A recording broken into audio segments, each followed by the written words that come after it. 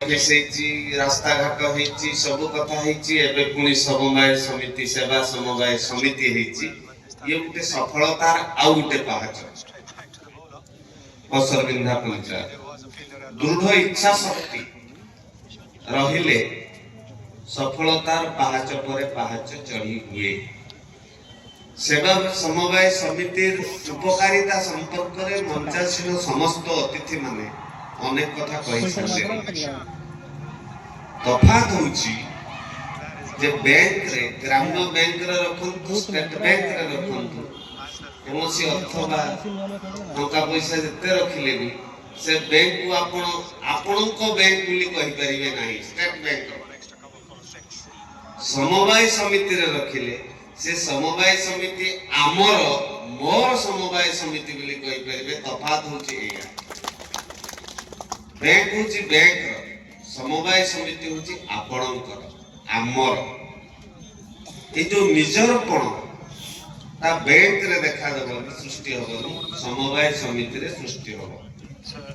केवल सत्य के नुहे पंचायत समस्त व्यक्ति माने जहा कहिसंत मु ताको दोहरेइबा पई चाहू नाही।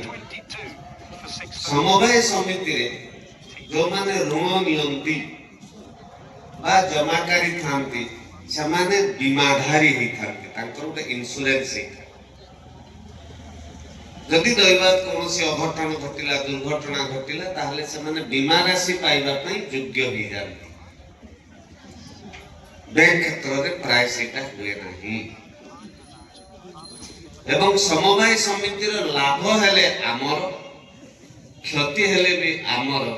समवाय समिति जति लाभ हुए से लाभांश को वर्ष शेष रे मार्च 31 परे से लाभांश को समस्त जमाकारी को भितरे बांटी दिया जाए। एटा होची तफात।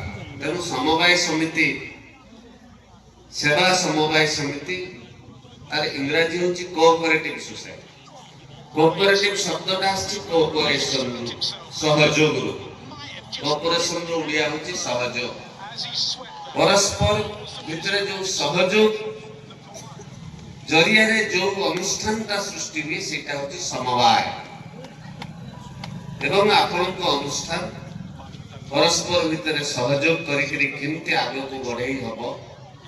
असरबिंधा सेवा समवाय समिति आउटे पुरुषोत्तमपुर सेवा समवाय समिति भली आउटे बड़ एवं सुनाम अर्जन करि परथुवा सेवा समवाय समिति हे परिबो संभव हे परिबो जदि आपनकर समस्तंकर मनोबल दृढ़ हबो एवं सहयोग करिवार मानसिकता रहबो एवं सेटा सोसाइटी रो डायरेक्टर मानकर प्रेसिडेंट रो एई भावना न रखी से सोसाइटी आमर एई भावना जदि आपन मानक भितर समस्तंक भितर सृष्टि हे जिवो ताहले से सेवा समवाय समिति निश्चित भाव रे विकसित हबो उन्नति हबो।